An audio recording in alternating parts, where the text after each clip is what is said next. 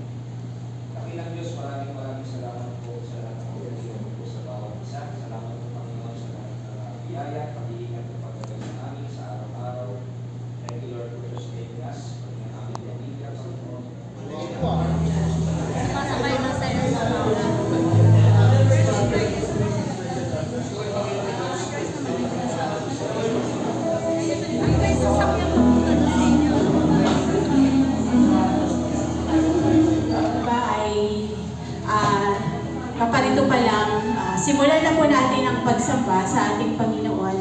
Tawagin po natin ang ating praise and worship team. Tayo pong lahat muna ay magsitayo. Muli po isang mapagpalang umaga sa ating lahat. Tayo po ay aawit ng papuri para sa ating Panginoon at inadang mga puso at mga sarili.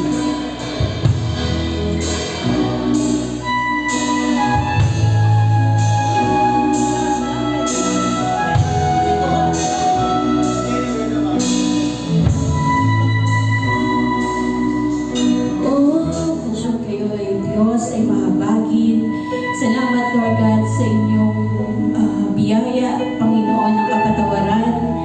Biyaya, Panginoon, ng iyong Panginoong pag-ibig sa bawat isa sa amin na hindi hadlang, Lord, yan ang anumang bagay na aming nagagawa upang kami ay iyong ibigin ng tunay at mahalin, Panginoon, Lord God. At kaya siya, dinadalangin namin, Panginoon, na patuloy ka maitaas sa aming kalagitnaan. Lumagay ka sa iyong Panginoon trono, Lord God, upang Panginoon kami na iyong mga anak ay, Lord God, titingin sa iyo bilang pagsamba, pag-alay ng aming mga buhay, O Lord.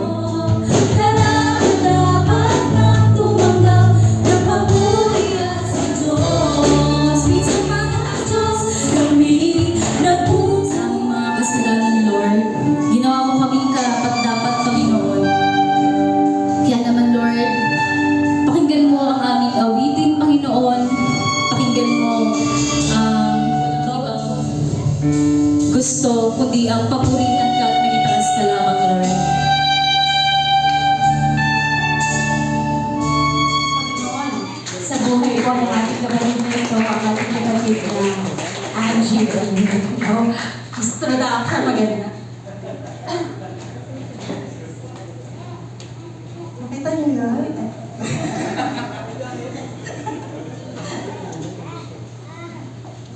Hey, good morning po mga kapatid. Yan, na-miss po natin ang isa't isa. Yan, mamamahinga daw muna si Pastor. Natakot ako sa wala kaya. Buti pa pinaliwanag niya. Si Renz at Romy, de joke lang. Napunta sa kanila. Tunay na buhay po ni David and Isbea Flood. Sila po ay mag-asawang Swedish. from Missionary, Sweden. Sila po ay missionary couple na nanggaling po ng Sweden at sila po ay nagpasyang magmisyon sa Africa. Ayan. Alam naman natin, para lumabas, mas lalong maipakita o mas lalong lumabas ang kabutihan ng Diyos. Kung minsan inaalaw ng Diyos na mapangyari sa atin yung mga akala natin ay bakit ako pinabayaan ng Diyos, pero meron lang siyang gusto ipakita. Disappointed. Hindi po yan diskaya. Yan po ay kasi ang dismay ay dismayado. 3 words na magkakaibang spelling pero halos the same ang meaning. Halos pare-parehas ang kahulugan. Actually, magkakapatid yung mga yan o magpipinsan. Ang kahulugan nila ay halos nag-i-interchange, nagpapalit-palit lang. Iisa lang ang nararamdaman. Dismay. Ang disappointed ay hinanap ko syempre, sa Google, sa dictionary. Wala na yung dictionary, sa Google na lang. Actually, dictionary yan sa Merriam-Webster. Ang disappointed ay sad or displeased because someone or something has failed to fulfill one's hopes or expectations. Survive yung kanilang marriage, so nagkaroon po siya ng ibang babae. At siya po ay nagkaroon ng bisyo, nagkaroon ng bisyo at nahihirapan po siya sa kanyang buhay. Si Aggie, na bata naman, ay siya po ay inampun muli ng ibang magulang at siya po ay dinala sa Amerika. Doon po siya nag-aral po siya sa North Bible College at nakatapos po siya doon. At doon po siya ay nagkaroon din ng asawa. Sila po ay naging minister. Naglingkod din po sila sa Diyos. At si Aggie, nung siya po ay nagkaroon po ng chance, ay nagpasya po siyang pumunta ng Sweden, Stockholm. Hinanap po niya ang kanyang ama. At natagpuan niya ang 73 years old niyang tatay sa kanilang lumang tahanan. Siguro napagtanong-tanong din niya.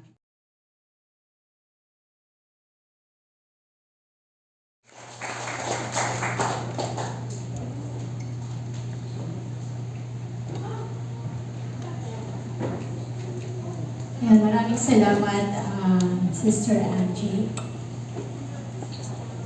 Tingin ko yung message, napaka-relevant. Salamat po, Panginoon, sa aming pong manggagawa ang Pastor Ed. Salamat po sa kanyang ministeryo sa lugar nito. Ang dalangin namin, Panginoon, patuloy mong pagpalain siya. I-bless mo ang kanyang ministry. At patuloy, Lord, bigyan niyo po siya ng malusog na pangangatawan. Ingatan mo ang kanyang buong pamilya. At patuloy, Lord God, na hinihiling namin ang iyong proteksyon, ang iyong pagsama, even sa lahat ng kanyang desire, ang kanilang mga plans and dreams, Lord, ipinagkakatiwala namin sa iyo, Lord. Patuloy na maging mapapala ang kanyang ministeryo sa lugar ng interview. Salamat po sa buhay po niya. Purihin ka in Jesus' mighty name. Amen. Ang mga taon, Panginoon, simula po nang itatag ang iglesia pong ito, ay nagtindig ka, Panginoon, ng mga lalaki at mga babae, Panginoon, para po makatuwang o magamit po, Panginoon, sa pagpapatuloy, pagtataguyod ng iglesia pong ito. Sa oras po na ito, kinikilala po namin na ikaw po ang Diyos na may kontrol ng lahat ng bagay. Nagkaroon po kami ng series of meetings, pagpaplano para po dito, Panginoon. Pero po, ikaw po ang Diyos na buhay ng kapangyarihan sa lahat. Pinagkakatiwala po namin sa iyo ang pagpili ng mga lalaki at mga babae, O Diyos. Natatitindig tatayo, Panginoon, na tagapanguna ng iglesia po ito sa taong 2026 hanggang 2027. Hindi po namin kontrol ang bagay na ito, kaya po pinagkakatiwala po namin sa iyo ang mga kapatid po namin na mabubunot, O Diyos, ito po yung kalooban mo na tumindig para po sa iyong kapurihan gamit ang kakayanan, even mga finances sa paglilingkod, Panginoon, sa iyo. Samahan mo po kami at tulungan po kami at pinagkakatiwala po namin sa iyo ang bagay po na ito. Sa pangalan ni Jesus, amen. Makakaupo po tayo ang bagong pamunuan ng ILM Interville na manunungkulin sa Diyos sa iglesia po ito sa taong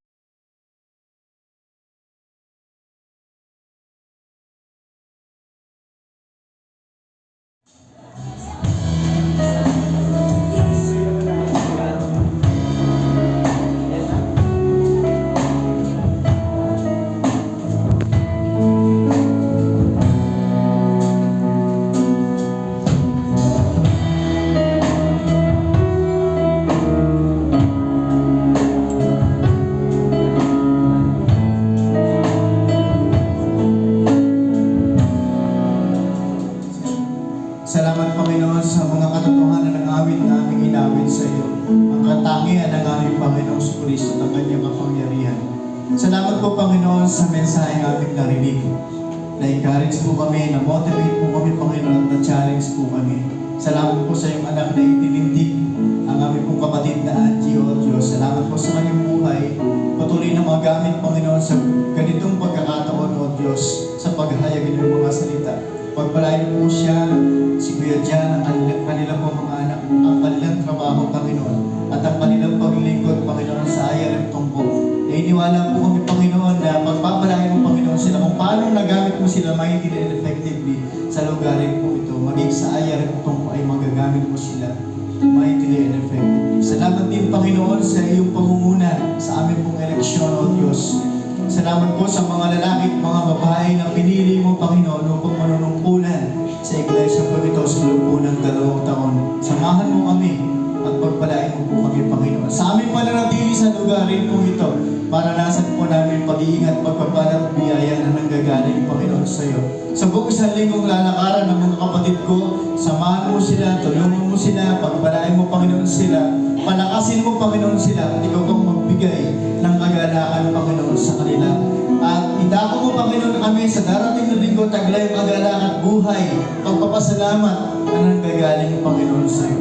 Sa paggagawad po ng basbas ng iyong lingkod, ipadaloy sa mga kapatid ang pagpapala. Mga kapatid ko, pagpalain nga kayo ng Panginoon, ingatan kayo at mahabag sa inyo.